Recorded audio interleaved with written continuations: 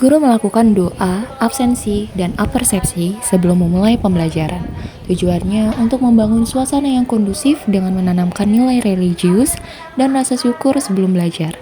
Dan apersepsi mengaktifkan kembali pengetahuan siswa agar lebih siap menerima konsep baru. Baik anak-anak, sebelum Ibu memulai kegiatan pembelajaran, Ibu mau bertanya. Dari pertemuan sebelumnya kita kan udah belajar jenis-jenis puisi, ya kan? Jenis-jenis puisi itu ada dua. Yang pertama, puisi lama dan puisi modern. Puisi lama ada apa aja? Talibun, syair, gurindam, pantun. Satu lagi yang berisikan tentang kemistikan yang biasanya dipakai di upacara adat, namanya puisi apa? Belum pernah disebut sih. Talibun. Bukan. Ada tahu? Yang biasanya dipakai buat adat upacara istiadat, itu biasanya dipakai, atau dia yang tahu baca doa buat keselamatan, buat dulu kalau orang dulu itu kepercayaannya buat bisa kebal, itu puisi lama. Mantra apa? Mantra bisa tangan. Oke. Satu lagi puisi modern. Puisi modern itu banyak ya, tapi ada kata-kata istilahnya. Masih ingat nggak puisi modern? Ada apa aja? Himne, ode, percintaan, elegi, kesedihan. Betul. Ada lagi balada. Balada itu puisi modern yang berkisah tragis. Balada ya. Lalu ada lagi epigram. Epigram itu puisi modern yang isinya sama kayak talibun. Gurindam. Gurindam itu isinya tentang apa? Kalau tadi ode kan tentang percintaan, itu ketuhanan. Kalau tadi epigram atau kalau puisi lamanya Gurindam itu berisi tentang iya apa? Nasihat, bener, atau petuah gitu ya teman-teman ya. Sebelum kita bisa mentransformasikan karya sastra cerpen khususnya menjadi puisi, kita perlu mengetahui apa itu puisi dan unsur pembangunnya, teman-teman. Mengapa sebuah karya sastra itu disebut puisi, atau juga sebaliknya, mengapa karya sastra itu disebut sebuah cerpen? Untuk itu kita perlu belajar unsur pembangun si puisi atau si cerpen itu buat kita tahu apa itu cerpen, apa itu puisi. Guru menyampaikan tujuan pembelajaran di awal kegiatan pembelajaran untuk memberikan arah dan fokus siswa memahami apa yang akan dipelajari dan dicapai dalam pembelajaran hari ini. Teman-teman bisa membaca cerpen dengan artikulasi yang tepat. Artikulasi itu apa sih, Bu? Artikulasi itu gimana caranya kalian menyampaikan isi cerpen dengan intonasi yang tepat agar pendengar itu mampu memahami isi cerita, gitu ya. Guru menerangkan materi mengenal puisi agar siswa memiliki gambaran atau konsep materi sebelum mengerjakan asesmen. Mengenai puisi, jadi sebelum nanti kita masuk ke aliwahana, dari cerpen ke puisi, kita harus kenal dulu nih, puisi itu apa. Jadi yang pertama kita harus tahu pengertian dari puisi itu sendiri. Jadi puisi itu karya sastra atau seni yang berasal dari ungkapan hati atau perasaan si penyair. Penyair itu apa? Penyair itu yang menyampaikan puisi yang menulis. Betul sekali. Penyair itu sebutan bagi orang yang menulis puisi.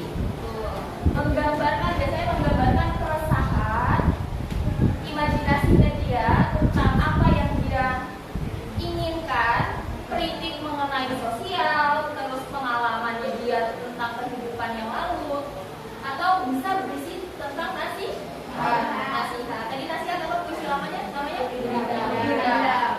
Kalau puisi barunya epigram. Pembangun. Di cerpen juga ada unsur-unsur pembangun. Ada dua, dari dalam dan dari luar. Kalau dari dalam itu istilahnya unsur apa?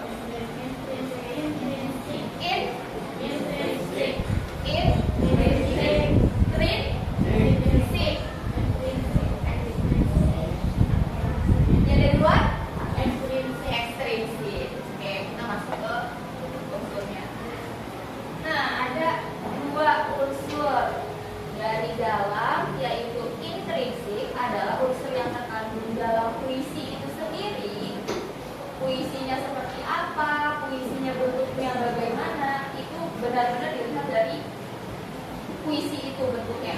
Kalau ekstrinsik, bagaimana puisi itu tercipta, bagaimana puisi itu bisa berlandaskan dari apa, kenapa dia bisa menulis seperti itu ekstrinsik.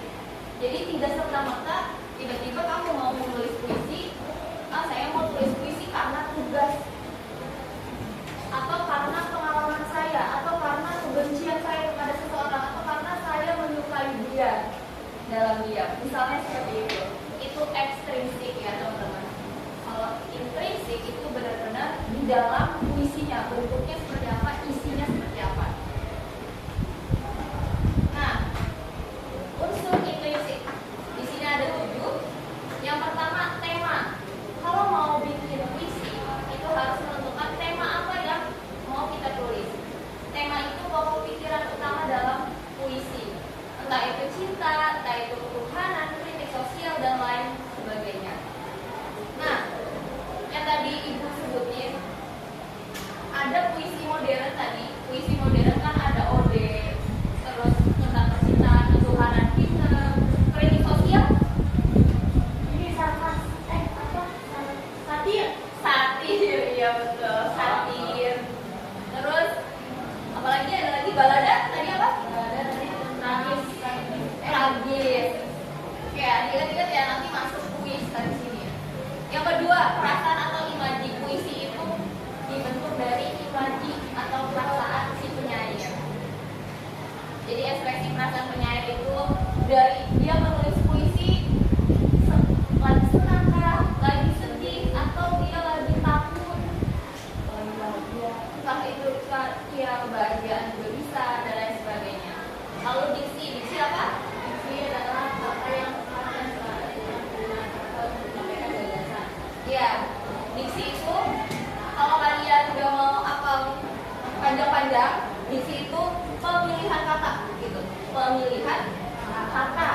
Nah, diksi yang kita pakai itu harus selaras dengan yang pertama apa? Tema.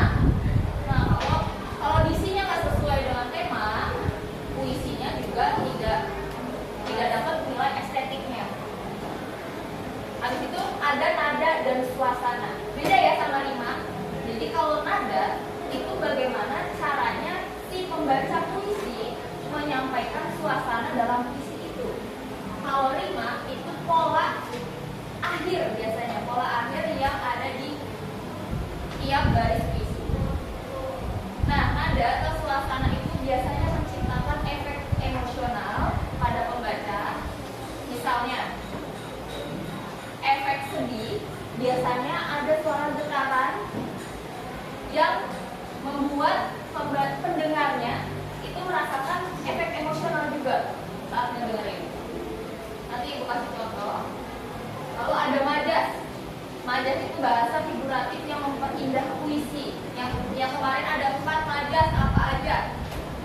1. Perbandingan. 2. Penegasan. 3. Majas pertentangan. 4. Sindiran. Ya, itu bahasa figuratif yang digunakan dalam puisi untuk memperindah. Rima itu, kalau rimanya pantun itu apa? A, B. Betul. Nah, kalau amanat pesan moral. Jadi ada pesan yang disampaikan si penyair tersebut. Asesmen yang diberikan bertujuan untuk lebih memahami bagaimana siswa menentukan tema dan pesan yang ingin disampaikan penulis kepada pembaca cerpen, dengan mengidentifikasi diksi, tokoh dan penokohan, serta makna kiasan yang ada dalam cerita. Sesuai dengan pembagian kelompok, teman-teman diharapkan duduk secara berkelompok. Pada pembelajaran hari ini, saya mencoba melakukan pembelajaran dengan pendekatan teaching at the right level, mengelompokkan siswa berdasarkan tingkat kemampuannya. Pengelompokan ini berdasarkan observasi secara langsung oleh guru selama 2 minggu pembelajaran, dan asesmen diagnostik kognitif yang dilakukan di pertemuan sebelumnya. Dari 36 siswa, guru membaginya ke dalam 6 kelompok dengan 3 tingkatan yang berbeda. Asesmen yang diberikan sama, tetapi bimbingan yang diberikan berbeda.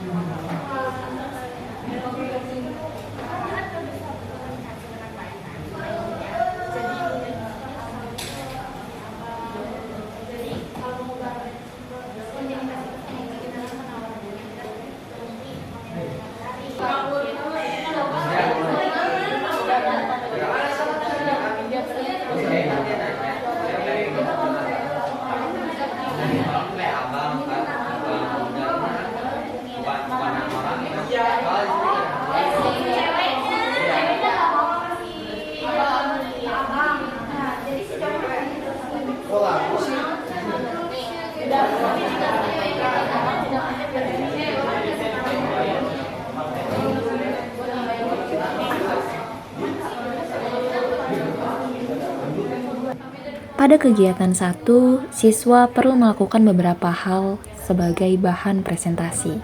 Yang pertama, membaca cerpen. Siswa diminta untuk membaca cerpen berjudul Malaikat Juga Tahu karya Di Lestari. Mereka diharapkan membaca secara mandiri. Menemukan tema dan pesan. Setelah membaca, siswa harus menemukan tema dan pesan dari cerpen tersebut.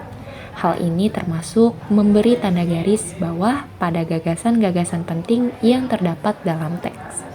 Lalu, diskusi. Siswa juga diharapkan untuk berdiskusi dengan teman sekelasnya mengenai pertanyaan-pertanyaan yang mengikuti bacaan cerpen untuk lebih memahami isi dan makna dari cerpen tersebut. Karena Bunda ingin agar mendapatkan haknya, Bunda juga yakin Abang memiliki kemampuan yang luar biasa meskipun ia mengidap autisme. Ia juga cerita cerpen ini Malaikat Juga Tahu mewakili isi cerpen tersebut karena unsur tujuan menceritakan tentang kasih sayang ibu tentang anaknya dan cinta ibu yang sangat besar terhadap anaknya yang menderita autisme. Yang ketiga, memang temanya adalah sudah berusaha akan tetapi tidak bisa. Pesannya yang itu, jangan anggap rendah seseorang yang mempunyai kekurangan karena ia sama seperti kita. Tak ada yang sempurna di dunia ini.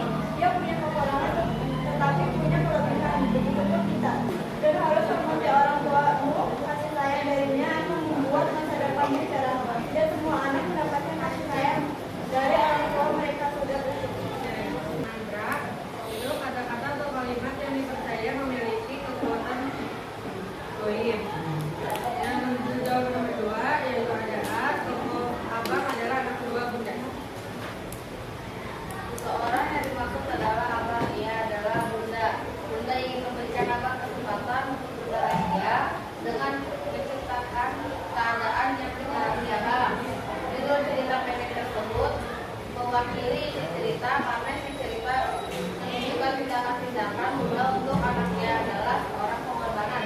Penampilan dari berbagai kelompok dan kita dapat kesimpulan bahwa Abang ini merupakan kelompok yang usia Guru memberikan refleksi dan pengalaman belajar yang mana dari pembelajaran juga kita dapat mengambil hikmah untuk kehidupan. autisme atau kegangguan jiwa. Jadi autis dan autisme ini perlu teman-teman bedakan bahwa siapapun orang penderita autisme pasti memiliki autisme, tapi beda lagi kalau orang autis itu belum tentu memiliki autisme karena autis itu jenisnya banyak. Jenisnya itu ada yang dari tindakan perilaku dia yang secara berulang-ulang, yang penataan yang harus tertata, ya dia bisa itu autis. Beda sama autisme. Autisme itu salah satu jenis dari ASD. ASD itu gangguan spektrum tadi ya. Guru juga memberikan informasi mengenai materi yang akan dilakukan di pertemuan selanjutnya, yaitu transformasi puisi ke musikalisasi puisi.